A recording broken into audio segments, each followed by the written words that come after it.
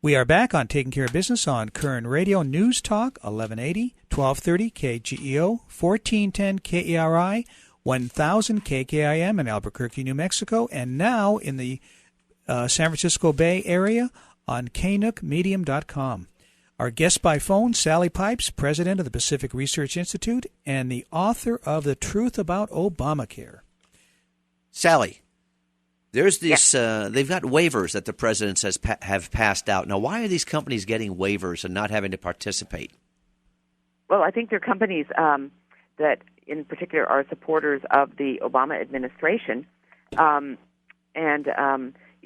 particularly in San Francisco, a lot of companies got waivers that were in the restaurant business here in San Francisco, who are friends of Nancy Pelosi. The waivers supposedly are to expire on January 1st of 2014 because the waivers supposedly wouldn't be needed because people would be able to get the coverage in the exchanges. So, but because of the glitches with healthcare.gov, it'll be interesting to see what exactly happens. Are the waivers extended like so many other things that the president has extended?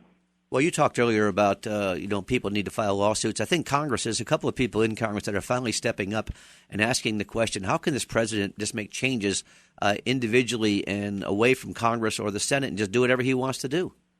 This has been the problem. He's changing the law just the way he wants it all the time. Right, exactly. And so I think he thinks he has... a dictator. He's a dictator, and he thinks he's the ultimate prime being, yes. He's the new Messiah. Hey, another question I had on subsidies. I understand that all the subsidies that people are going to be getting is going to expire in 2 years. Is that correct?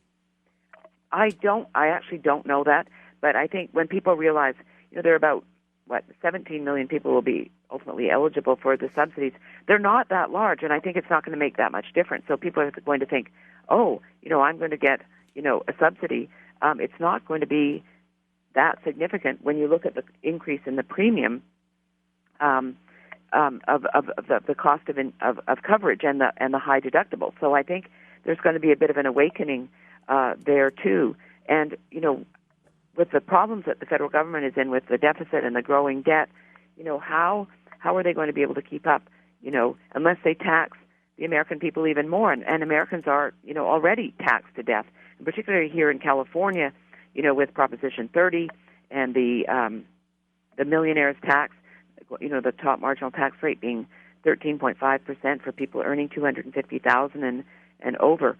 I think this is going to be a tremendous eye opener for people because the subsidies which go for people earning between 138 and 400% of the federal poverty level, for a family of four, that's an upper income of about $94,000. Right. But say you earn $94,500, you're not going to be eligible for the subsidy. So would you turn down, an increase? Would you ask for a slight reduction so that you would be eligible for the subsidy? There's all kinds of things that are going to go on that are just going to be. But the subsidy is on a sliding scale based on your income. Also, it is. And then below that, you're eligible, of course, for Medicaid. And they expect now they'll be adding 8 million people to Medicaid, the program for low-income Americans. And we've already seen, as you know, in Massachusetts, that the people that, went on Medicaid under Obamacare are having a hard time finding a doctor, long waiting lists. And the same thing is going to happen under Obamacare. We've got 800,000 people apparently eligible for Medicaid right now based on what they input into the healthcare.gov and the various exchanges. These people are not going to be happy about the quality of care they're going to get. Well, I don't think you're going to see a new tax. What you're going to see is a new shared responsibility requirement. Yeah, which translates to deductible anyway. It translates into tax, but that's what we're going to be seeing, exactly. shared responsibility. Right. I have a question for both of you. Before this whole thing debacle happened, I used to teach the long-term care class that insurance agents have to have. And I know the one thing that we were concerned with at the time was Medicare, because there's no way the Medicare system could survive under that system. Well, this is just worse. We've compounded it many times over. How is Medicare going to survive, or Medi-Cal and How's Medicaid? Medi-Cal in California going to survive? It's not. Well, I mean, that's the thing. Is it's going to collapse under its own weight? It has to. There's no way it can support Every this. time government shuts down or they run out of money or get short on money, what's the first thing they cut? Health care. Well, but again, my question is, isn't it just a question of time before the system collapses on itself? Well, I would say the Medicare trustees have said that Medicare, the program, will be bankrupt by 2024 at a cost of $1 trillion, almost double what it is now. And as you know, under Obamacare, there's a reduction of $500 billion over 10 years to from Medicare in order to boost up, adding 8 to 12 million people to Medicaid. And so doctors are reimbursed about 20% below what they get for treating a private patient, for treating a Medicare patient. 1 in 3 new docs already.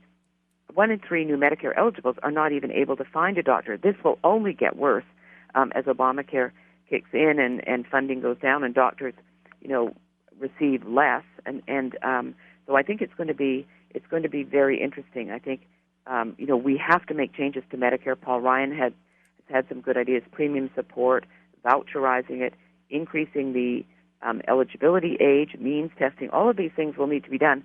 Otherwise, because Medicare should be there for those patients who really need it, not for people like the Warren Buffetts of the world who don't need it. But the problem is, a lot of people, even if they're wealthy, they say, I'm entitled to my Medicare because I contributed to the program, and this is just not right. It's going to be bankrupt. It's true. We're having a conversation with Sally Pipes, author of The Truth About Obamacare. Sally, I'm going to move in a little bit of a different direction for a moment. It still has to do with Obamacare and covered California. But one of the things we're seeing is identity theft. And we're also seeing these navigators who are relying on applications to get people subsidies. And these people don't understand that after the government does their review of their tax returns next year, that they're going to get billed for these subsidies that they lied about. How do we stop this?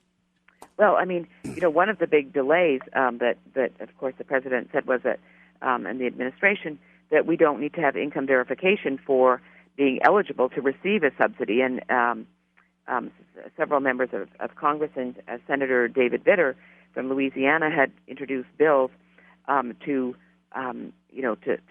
change this. But I think there's going to be a lot of fraud because people that commit fraud, they're very creative people, and so when you have an opening like this, I think you're going to see a lot of fraud. And then the navigators has been a lot in the media in the last few days. There are no background checks. Very easy to become a navigator. No background checks. How do people know whether their information is going to be stolen? I think there's going to be a lot of fraud with the navigators and with people applying for the subsidies. And then if people got a subsidy and they made they either deliberately or didn't realize they were making a mistake and they're eligible for the subsidy, how are they going to get that? How is the government going to get that money back? It's going to be very difficult. They're going to have to hire all of these agents, and it's going to be even more expensive. So it'll be impossible. They made a very bad decision in saying that there was no income verification for the subsidy and no greater security checks on people who are hired as navigators. Well, there's been over 500 websites that they've identified nationwide already that are stealing identity and lookalikes for the various government and covered California sites. The other thing I'd recommend to people is talk to a qualified, certified insurance agent. Don't deal with a navigator or one of these other people that have no responsibility, no liability, and really are only there to make a dollar and steal identity in many cases. Deal with a certified insurance agent. Gee, do you know of anybody who's certified, Clay? There's several in Kern County. I'm one of them, but there are several. They can go to the Covered California website and find out who's available. Mm-hmm. Sally, we only have a minute or so. What closing remarks would you have? Well, I think I'm very optimistic with all of the problems that have started this fall with Obamacare, and I think the American people are waking up to the fact this is not in their best interest. So I think, at long last, we're seeing an uprising against this government takeover of our healthcare system, and that's exactly what it is. It's not about patients, and it's not about bending the cost curve down. It's not about achieving universal coverage. It's about government taking over our healthcare system, and I'm very optimistic that we're going to see some major changes and parts repealed next year, and ultimately the whole legislation repealed and replaced following the 2016 election in 2017. That is my goal. It's all about Sally, money and power. Sally, thank you for the time. Again, The Truth About Obamacare and the Cure for Obamacare, and I highly, highly recommend Sally's website at the Pacific Research Institute. Sally, thank you so much for the time again. Thank you both. Take care. Merry Christmas. Merry Christmas. Happy New Year. We'll be back in 167 hours on Taking Care of Business on Koerner Radio News Talk 1180.